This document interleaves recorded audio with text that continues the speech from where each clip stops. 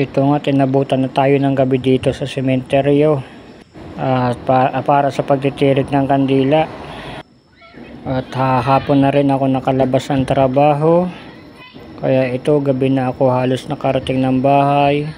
At dumaan lang ako sa bahay sandali at nagdiretso na nga ako dito ngayon sa sementeryo. At para nga magtirik ng kandila.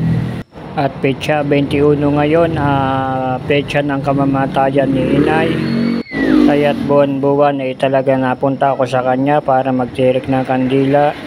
Kaya kahit gabi na ay nagpunta pa rin ako dito. Ito nga't halos alas 6 na at maya-maya pa siguro mga bago mag alas 7 ay ubos na itong kandila at pwede na ako makauwi. Ayan, at nakikita nyo pa baga ang palibot dito. Yan, tapakadilim na nga. At ito nga't inaantay ko lang mapugnaw ang kandila at para makauwi na rin ako sa bahay. Ito nga, padilim na ng padilim sa kapaligiran dito. Halos wala nang makita sa palibot dito. Ayan, may nakikita baga kayo dito?